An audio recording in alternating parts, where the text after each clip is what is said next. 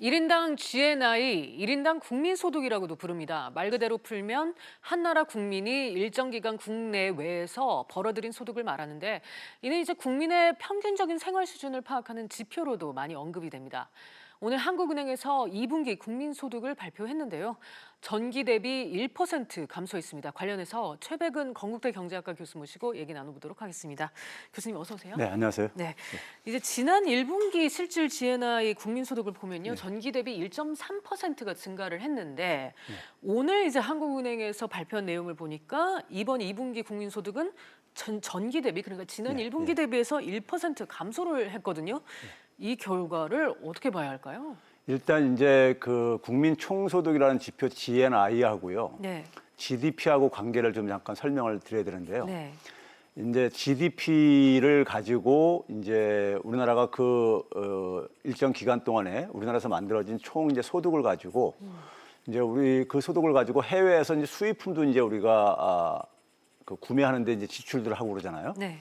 그래서 국내에서 소비하는 상품뿐만 아니라 해외에서 수입하는 상품에 대해서까지 지출하는 그 구매력을 가지고 이제 그러니까는 환산을 하고 그 다음에 거기다가 이제 뭐냐면은 우리나라 사람들이 해외에서 벌어들인 소득 그리고 이제 외국인들이 국내에서 벌어 나간 소득을 이제 차감해가지고 그걸 합산해가지고 이제 정리하게 되는데요. 이제 1분기 때는 이제 1.0 전기 대비 이제 그러니까 우리가 1.3%가 증가한 이유는 이제 GDP하고 GNI가 이제 밀접한 관련이 있다 보니까 GDP 증가율이 일단 1분기가 높았지 않았었습니까요? 네. 1.0%였었고 2분기에는 이제 0.6%로 0.1%포인트 이제 그러니까 하향 이제 인하됐죠. 네. 그래가지고 일단 거기 한 0.4% 정도 차이가 있고요.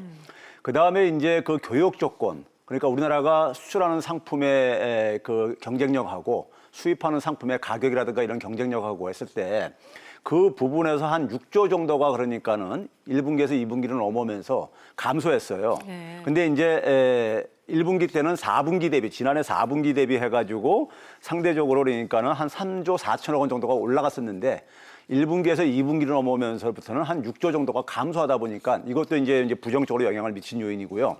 그래가지고 결국은 GDP 증가율이 낮은 거하고 교육 조건이 악화된 부분이 두 개가 결합되다 보니까는 이제 마이너스 1.0%라는 이런 이제 결과가 나왔습니다. 그렇군요. 그러니까 네. 전반적으로 지난 2분기가 1분기에 비해서 이제 GDP가 좋지가 않았고 여기에 이제 수출품이 수입품과 대비했을 때 경쟁력이 좀 상대적으로 떨어진 점이 이번에 이제 국민소득이 떨어진 감소한 거에 영향을 미쳤다 이렇게 설명을 해주셨는데 개선이 됐었거든요. 그게 이제 반년 만에 다시 꺾인 상황입니다.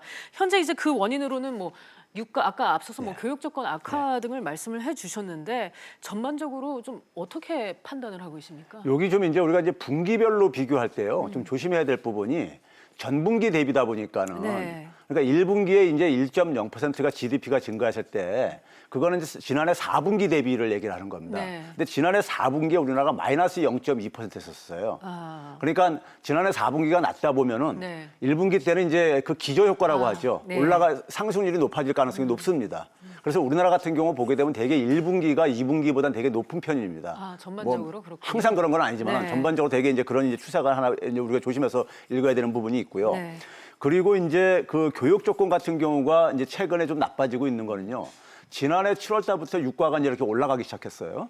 올라가기 시작했는데 올해 7월, 8월 달에 잠깐 좀 꺾였다가요. 다시 지금 이제 9월 달 들어서 다시 상승세를 이렇게 가고 있거든요. 그래서 이제 2분기 기간 동안에는 유가가 쭉 올라갔던 기간이었었습니다. 네. 그러다 보니까 이제 이거 우리나라 같은 경우는 석유 수입이 굉장히 많은 이제 그러니까 우리가 비중을 차지하다 보니까는 수입품에서 그러니까요. 그러다 보니까 교육 조건을 좀 이제 악화시키는데 이 부분이 좀 기여를 한 것 같습니다. 네, 그러니까 그 해당 시기 2분기에서 이제 유가가 또 많이 올랐다는 거, 그리고 통상적으로 우리나라는 이제 4분기 해서 1분기로 넘어갈 때 성장률이 높다는 거, 뭐 맞습니다. 이런 거는 좀 감안을 해야 될 것 같은데, 자 오늘 이제 국내 총생산 GDP도 발표가 됐습니다. 앞서 맞습니다. 말씀하셨듯이 GDP 수치가 썩 좋지는 않았던 것 같아요. 예, 연율로 그러니까 지난해 네. 2분기 대비해서 그러니까 올해 2분기니까 연율이죠. 네. 연율로 이제 2.8%가 됐죠.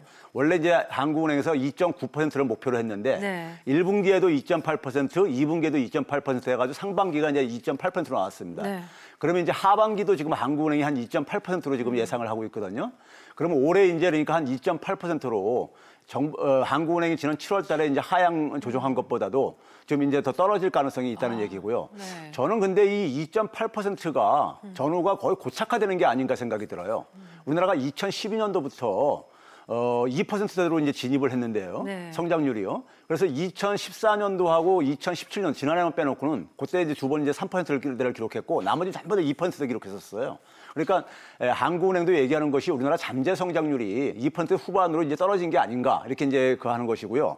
그래서 이 잠재 성장률이 떨어진 데는 그러니까 특히 이제 우리나라 산업 경쟁력이 굉장히 약화된 부분이 있습니다. 그래서 이 부분에 대해서 어떤 개선을 하지 않는 이상에는 이런 이제 그러니까 우리가 2%대 후반의 어떤 성장률은 당분간 지속될 가능성이 저는 높다고 보고 있습니다. 네, 이 산업 경쟁력 악화로 인해서 우리나라 이제 GDP 성장률이 2%대에 이제 머물고 있다 이렇게 말씀을 해주셨는데 특히 이번에 이제 눈에 두드러준 게 설비 투자 부분인 것 같아요. 이 산업 경쟁이 약화됐다는 게 수치로 나오지 않았습니까? 맞습니다. 예. 어떻게 나왔습니까? 그러니까 우리가 이제 지난해 굉장히 수출이 좋았었잖아요. 네. 그 수출의 중심에 뭐가 있었냐면 반도체가 있었죠. 네. 그래서 이제 반도체 부문의 설비 투자가 그동안에 쭉 이제 설비 투자를 사실 견인해 왔었습니다. 근데 반도체를 제외하고 나머지 부분들은 그러니까 예를 들어서 우리가 조선업 같은 경우는 이제 굉장히 안 좋았었잖아요. 네. 그래서 이제 운송 장비 같은 분야는 설비 투자율이 굉장히 이제 하락하고 있었고요. 그다음에 최근에 이제 자동차 산업과 관련해서 이제 이제 기계 부분 설비 투자도 좀 감소세를 이어가고 있거든요. 근데 이제 반도체가 그거를 굉장히 이제 상쇄시켰었던 겁니다. 그다음에 이제 석유화학 분야가 일부 이제 보탰었고요. 근데 이제 반도체 부분의 설비 투자가 사실 거의 완료가 되어 있습니다. 그러다 보니까는 이제 이게 설비 투자가 나머지 이제 떨어지는 부분들만 남아 있다 보니까 대체적으로 이게 이제 설비 투자가 지금 지난 한 5, 6개월 동안 계속해서 이렇게 하향세를 이렇게 지속하는 이유가 거기에 있고요. 문제는 이제 이게 반도체가 그러니까는 지난해보다도 올 상반기까지보다 더 나아질 가능성은 별로 없는 상황 속에서 기업의 설비 투자 이 감소세가 당분간 지속될 가능성이 높다는 데 이제 우려스러운 것이죠. 예. 만약 이제 이런 흐름이 확대가 되면 우리 경제에는 이제 큰 영향을 미칠 수밖에 없는 상황인데요. 결국 뭐 소비나 투자, 수출 모든 부분에서 충격이 올 수도 있지 않겠습니까? 그렇습니다. 그래서 학계에서는 사실 우리나라 성장률이 사실 2% 후반에 이렇게 머무르는 게 아니라 중장기적으로는 계속 하향세를 갈 것이다. 네. 그래서 모 학자는 그러니까 문재인 정부 말에는 그러니까 1%까지 떨어질 가능성이 있다. 뭐 이런 이제 전망까지 하고 있거든요. 그러면 이제 결국 우리가 2분기 성장률도 보게 되면요. 2.8% 중에서 1.3%가 수출이었었어요. 네. 그러니까 지난해 2분기 같은 경우는 내수가 굉장히 대부분을 기여를 했었습니다. 한 5% 이상을 기했었는데 이제 수출에 굉장히 그러니까 우리가 이제 올해 2분기는 기여도가 높다는 얘기죠. 예. 그러면 내수가 회복이 안 되어지는 상황 속에서 수출까지 만약 나빠지게 된다면은 굉장히 성장률은 굉장히 우리가 더 후퇴할 가능성도 우리가 배제할 수 없다는 것입니다. 사실 올해 1인당 국민소득은 3만 달러를 무난히 넘을 걸로 점쳐지고 있는데요. 삶이 넉넉해진다는 얘기고 또 선진국 대열에 들어간다는 상징적인 의미이기도 합니다. 교수님, 이런 추세라면 실상과의 괴리감이 좀 크지 않을까? 저는 그런 국민들 대다수는 굉장히 괴리감을 느낄 것 같아요. 네. 왜 그러면 제가 이제 올 상반기 기준으로 해가지고 그 성장률 가지고 이제 연장됐을 때 올해 이제 제가 이제 GDP를 계산해 봤는데 계산해 보니까 그걸 달러를 그러니까 1달러당 한 1,100원 정도 환율을 적용을 했을 때요. 한 3만 한 1천 달러에서 3만 한 2천 달러까지도 이 범위에서 올해 이제 국민소득이 정해질 것 같아요. 예. 그런데 1인당 3만 달러라고 한다면은 3인 가족으로 하게 되면 거의 10만 달러 되는 수준이란 말이에요. 10만 달러면 그러니까 1억 원이 넘는 겁니다. 네. 그렇죠? 우리나라 돈으로요. 근데 그런 소득을 누리는 가게는 상위 한 10 내지 20% 정도뿐이 안 됩니다.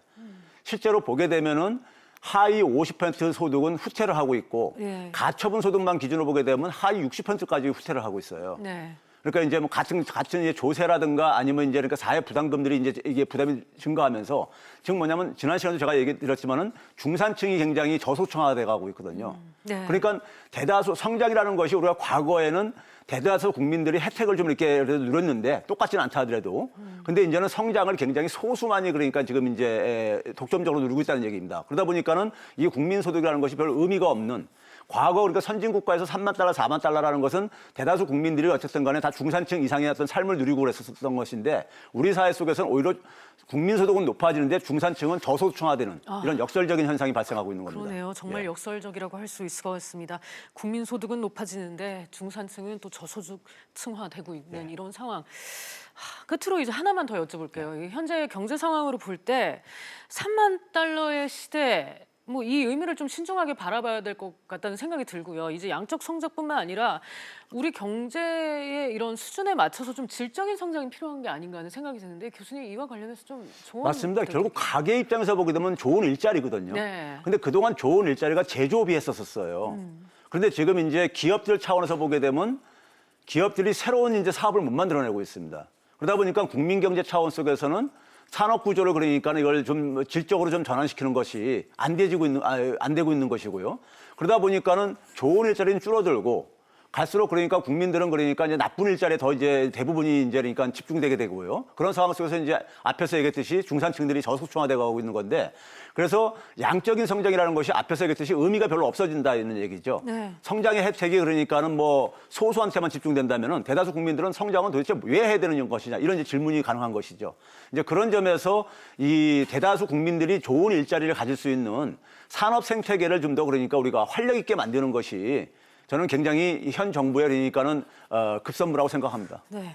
오늘도 결론은 일자리의 중요성이었던 맞습니다. 것 같습니다. 정말 가게 입장에서 몸소 내가 잘 살고 있다는 걸 느끼기에는 정말 좋은 일자리밖에 방법이 없는 게 맞는 것 같습니다. 교수님 오늘 말씀 여기까지 드릴게요. 네, 감사합니다. 감사합니다.